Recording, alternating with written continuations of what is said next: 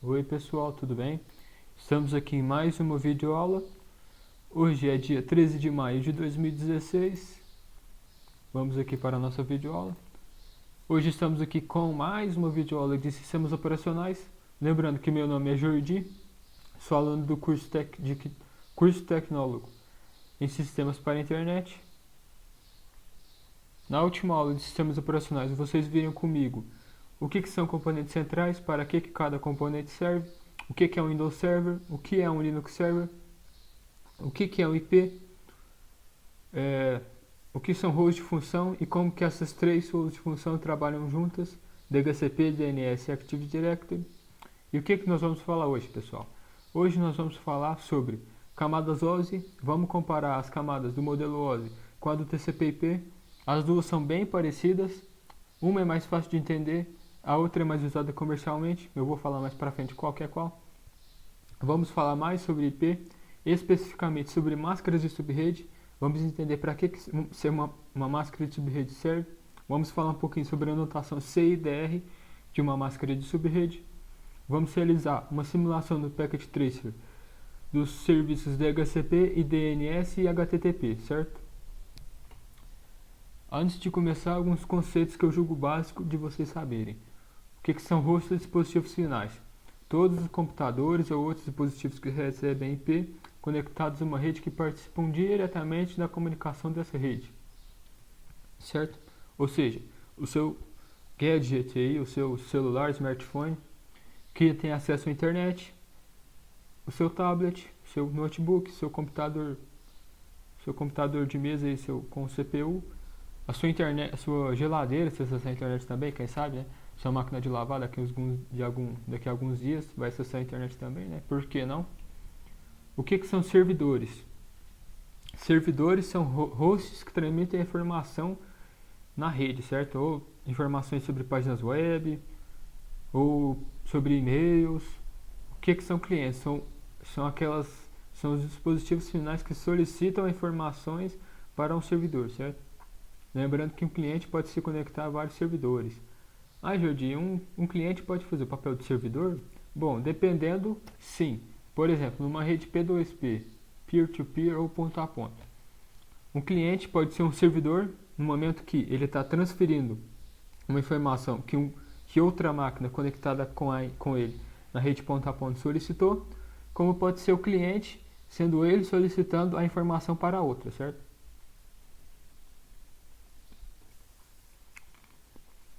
Agora nós vamos falar sobre o modelo OSI. O modelo OSI foi criado em 1970 e formalizado em 1983. Open System Interconnection é a sigla em inglês. Em português seria Sistema de Interconexão Aberto ou Sistema Aberto de Interconexão. Não sei. Ele é um modelo mais de referência, certo? Onde são 7 camadas. A física a contagem começa de baixo para cima, pessoal. De baixo para cima seria daqui para lá. Física seria a primeira, a ligação de dados a segunda, terceira, a redes, quarta, a camada de transporte, quinta, a camada de sessão, sexta, a camada de apresentação e sétima camada, a camada de aplicação. Sendo esses três aqui divididos em nível de aplicação e esses três aqui divididos em nível físico. Certo? Eu estava falando que esse é o modelo que eu falei para vocês, que é um modelo que nós usamos para entender como funciona, certo? A comunicação na rede. E quando eu tenho alguns dados para ser trocado, como que faz? Vou mostrar aqui uma animação para vocês, mas no texto aí vocês podem ver que no modelo OSI, os dados são passados da camada de aplicação, de um host que passa para a camada de aplicação, o servidor lá que está lá em cima, aí no modelo OSI, são passados de camada em camada, certo? Da 7 para 6, para 5, para 4, para 3, para 2, para 1, onde depois da camada 1, essa informação e esse dado é recebido pelo cliente e depois, para voltar, ele faz o caminho inverso, vai da 1 até a 7, certo? Aqui vai ter uma animação mostrando isso para vocês. Isso aqui é o monitor de computador, mas é representando um host, certo? Poderia ser um servidor também. Esse host aí vai passar, estando lá na camada de aplicação, vai transmitir essa mensagem para um host que está aqui embaixo, certo? Então, essa mensagem, esses dados vão passando de camada em camada até que chegue no cliente, lá no host final. Certo? Chegando no host final, esse host final vai ler essa mensagem, abrir essa cartinha aí, ver os dados e vai responder essa mensagem. E essa resposta, da mesma forma que ela veio para o host final, ela vai ir para o host de origem, certo? Só que no caminho inverso. Então seria mais ou menos assim, quis passar uma ideia para vocês de como que funcionaria a comunicação aí nessa estrutura, certo? Aqui estão os números que eu falei para vocês, vocês podem perceber que a segunda camada está com um nome diferente aqui na animação que eu fiz, mas ligação de dados e enlace é a mesma coisa, tá? Não precisa desesperar. Então aqui eu falei para vocês, na camada, começamos a contagem da camada física e vamos até a camada de aplicação, que é a sétima camada. Agora eu vou falar aqui para vocês sobre o modelo TCP/IP comparando com o OSI. No modelo TCP nós temos 4 camadas: aplicação, transporte, internet e acesso à rede. E essas 4 camadas representam na parte de aplicação, essas 4 camadas representam a sessão, apresentação e aplicação. No TCP/IP ela representa apenas a aplicação. Transporte no TCP/IP é o mesmo que no OSI. Rede no TCP/IP é chamado de, no OSI é chamado de internet no TCP/IP. E a camada de enlace de dados e a camada física é chamada de acesso à rede no modelo TCP/IP. O modelo TCP/IP é o modelo que nós utilizamos aí no dia a dia, certo? Aqui estão alguns protocolos do modelo TCP/IP. Vou explicar aí, dar uma ideia sobre para que cada um serve. DNS é o protocolo que nós vou estar mostrando para vocês na simulação, que converte o nome de um site ou algum servidor para um IP, certo?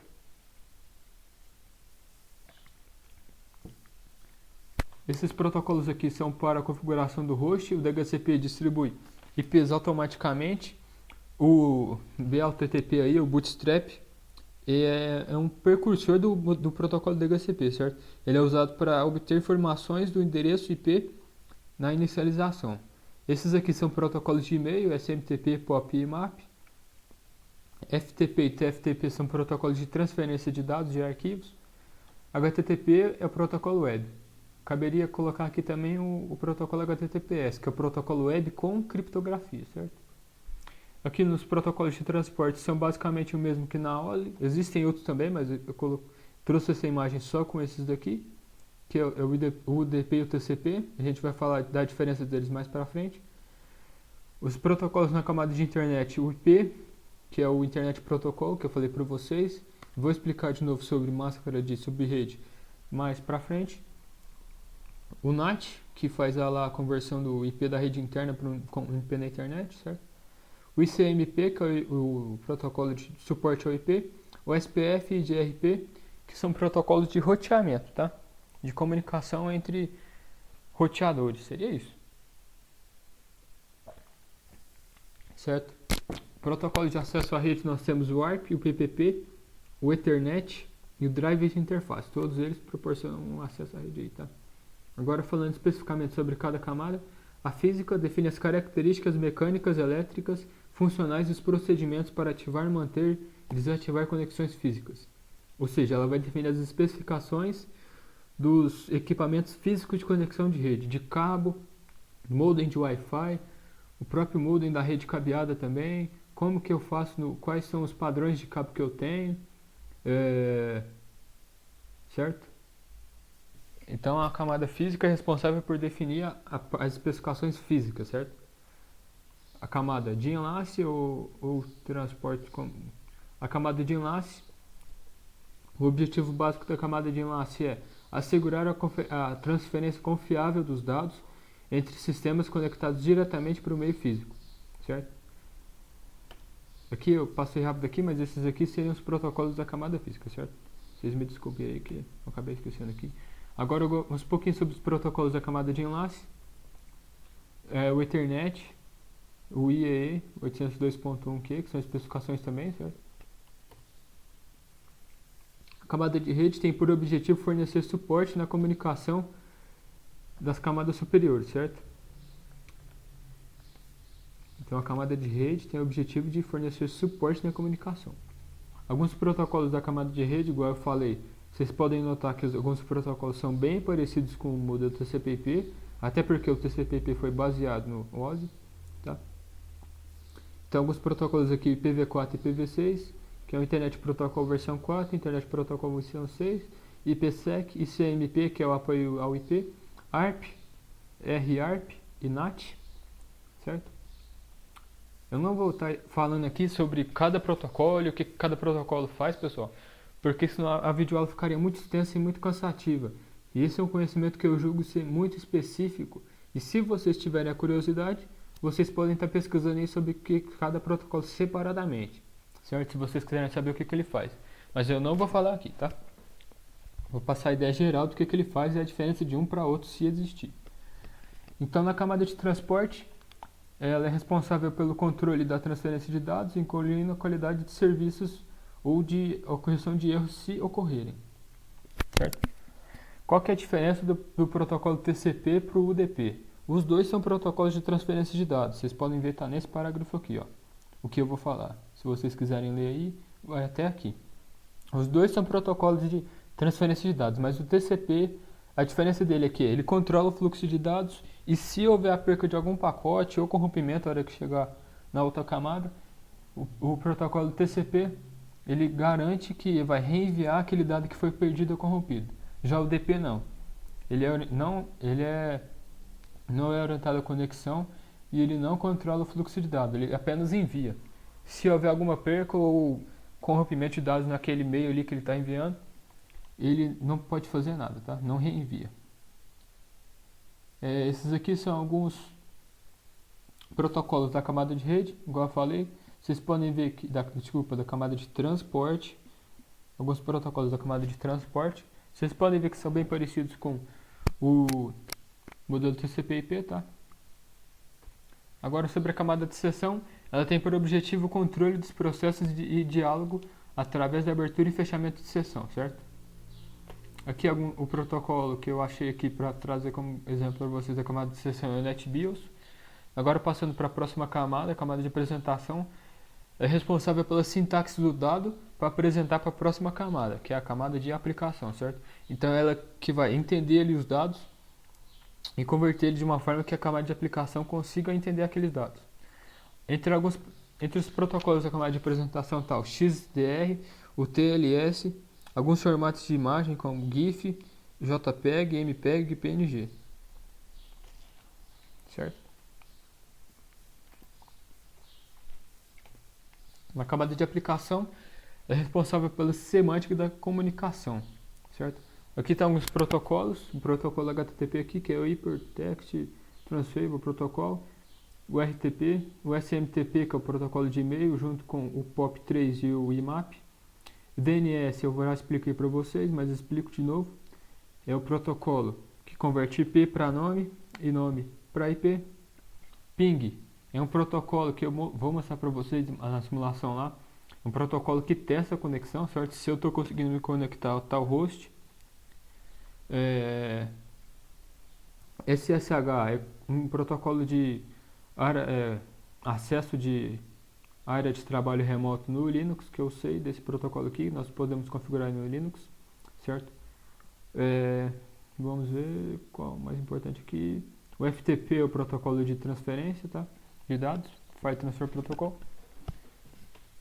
Agora vamos aqui para a nossa especificação sobre máscaras de subrede e de uma subrede.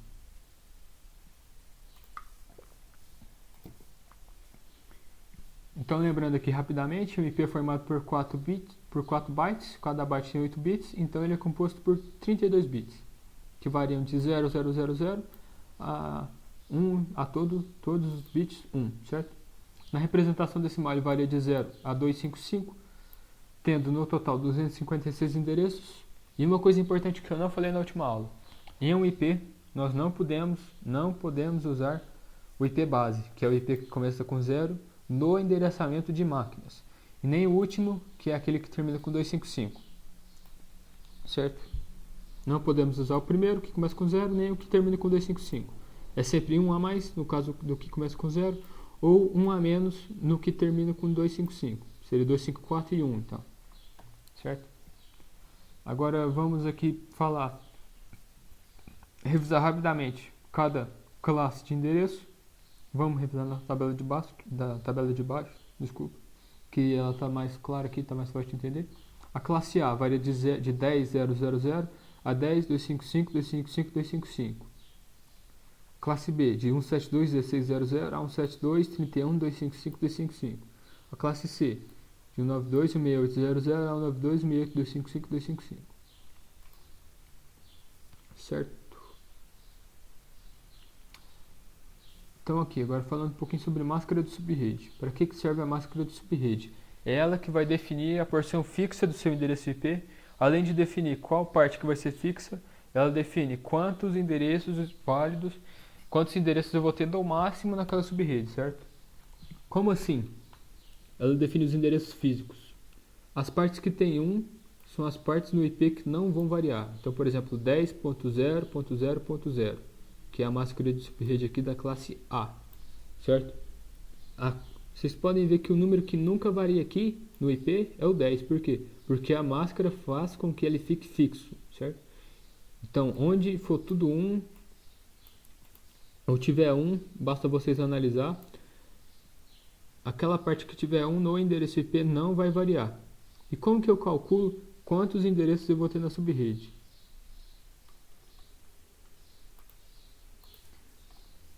Nós calculamos quantos endereços que nós vamos ter na subrede através do número de zeros que nós temos na máscara, certo?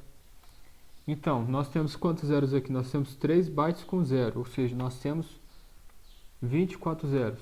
3 vezes 8, 24, certo? Porque cada byte tem 8 bits. Então, nós temos 8 bytes, 3 bytes com 0.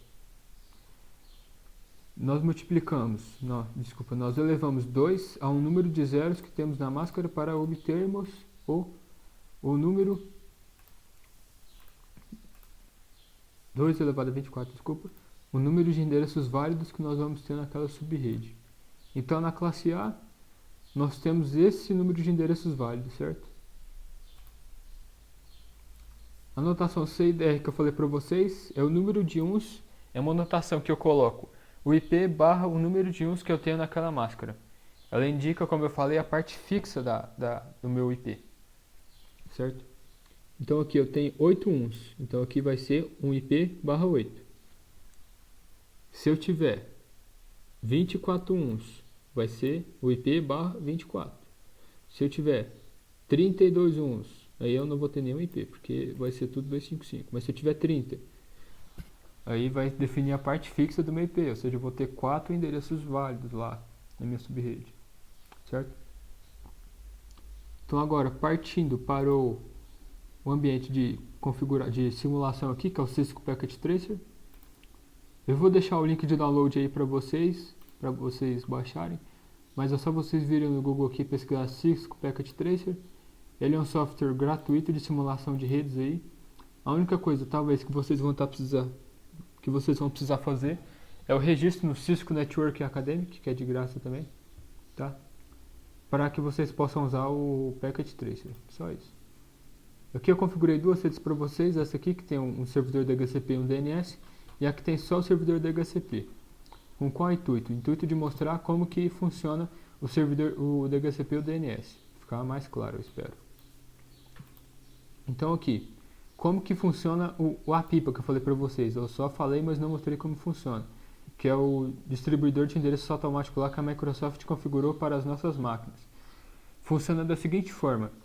Eu vou pedir para o meu computador aqui pegar o endereço do DHCP. Ele vai falar assim, vou pegar o endereço do DHCP.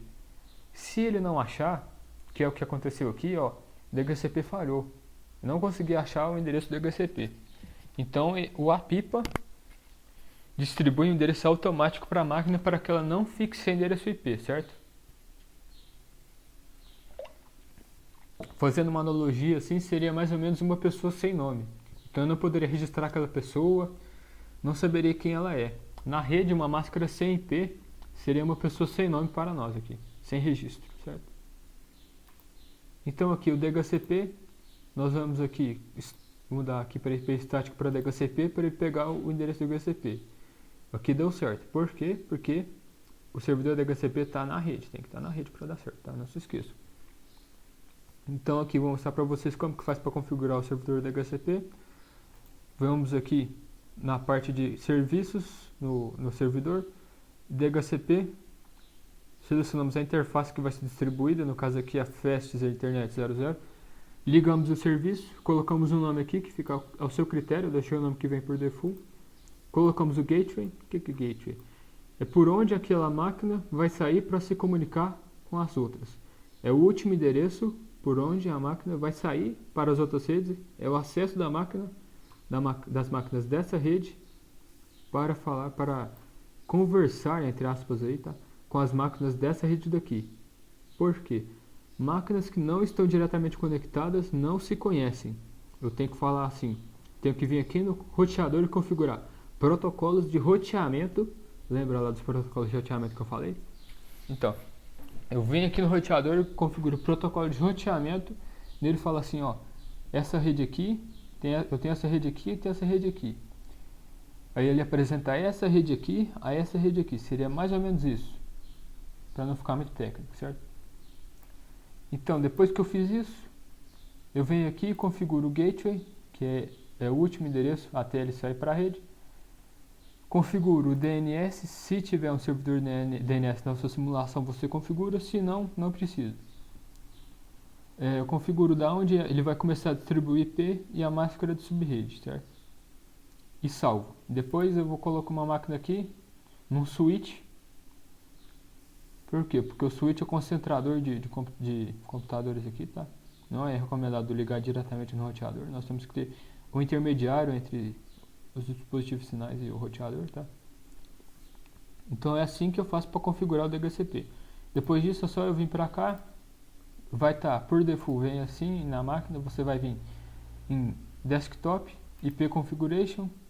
Vai mudar para DHCP, e se o seu DHCP estiver funcionando, ele vai conseguir pegar o endereço dentro daquele escopo que você configurou, tá?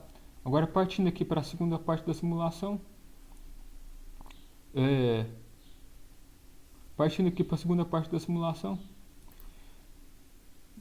temos aqui um servidor DHCP também. Os clientes estão pegando aqui o IP do servidor DHCP da forma que eu configurei. Temos aqui um servidor DNS. O que eu tenho nesse servidor DNS? Eu tenho o serviço DNS configurado e o serviço HTTP. Eu usei os dois serviços aqui no mesmo servidor, mas vocês poderiam usar muito bem servidores diferentes, que é o que normalmente acontece, tá? Então o que eu faço aqui no DNS, na parte de DNS? Eu clico aqui em serviço DNS, eu venho aqui, adiciono o nome da minha página, amarro ela com o IP do meu servidor HTTP, que no caso é o mesmo. Então, para eu fazer essa amarração de IP com o nome, eu tenho primeiro que configurar um IP estático. Não pode ser o IP do DHCP, se tiver um DHCP na sua rede. Por quê? Porque se eu configurar o IP do DHCP, toda vez que eu vier aqui e receber um novo IP, eu tenho que vir aqui e mudar no DNS a amarração lógica que eu fiz do IP com o nome. Então é recomendado para os servidores DNS que você coloca um IP fixo, estático. Coloco o IP fixo dentro da minha subrede, que no caso aqui é esse. Eu falo qual que é o gateway, da mesma forma que eu fiz para esta rede aqui. Eu falo qual que é o servidor DNS, para o DNS também, só para não ter problema, tá? Depois eu venho aqui e faço a amarração. Depois disso eu venho aqui e testo para ver se essa amarração deu certo. No caso aqui já estava aberto, mas vamos abrir de novo. Vamos copiar o endereço aqui. Vamos fechar aqui nosso web browser. Vamos abrir de novo o nosso web browser. Vamos colocar aqui o endereço que nós amarramos ao IP lá no DNS. Nós vamos aqui começar. Vamos dar um go aqui. E ele vai achar a página que eu configurei lá. Depois, se vocês quiserem, podem mexer nessa página aí, tá? Fica ao critério de vocês. Mas aqui é só para mostrar para vocês como funciona. Então, o que essa máquina fez? Ela foi receber o endereço do DHCP, no endereço do DHCP tem o DNS. Ela foi lá, perguntou para o DNS da rede dela. DNS, você conhece essa página aqui que eu quero acessar, firemindtech.com? Ela fala assim, eu conheço, eu tenho aqui nos meus arquivos de busca DNS, ele aqui, vou te passar a página, e vai e passa a página, seria a busca DNS que eu falei para vocês, tá?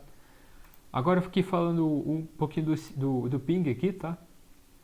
Nós pegamos essa cartinha aqui, colocamos aqui num cliente e vamos pingar com o servidor para ver se para testar a conexão.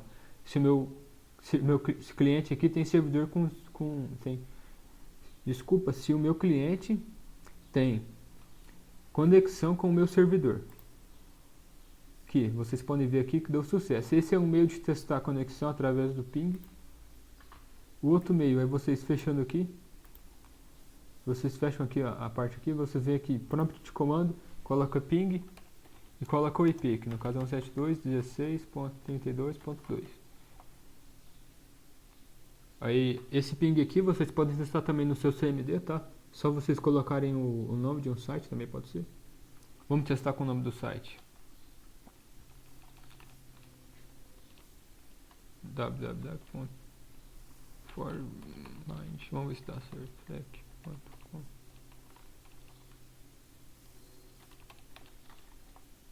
Aí vocês podem ver que com o nome do site dá certo também, tá? Porque o nome do site está amarrado logicamente com esse IP aqui. Então o que ele faz? Ele dispara 4 pacotes. Seria mais ou menos se ele estivesse perguntando assim. Essa máquina aparece: servidor DNS, você está aí? Ele responde: estou. Servidor DNS, você está aí? Ele responde: sim, eu estou. Ele faz isso 4 vezes, certo? Se der algum erro aqui, alguma perca de pacote, pode ser algum problema na sua conexão aí entre os dois, tá? Então essa é a simulação que eu queria mostrar para vocês.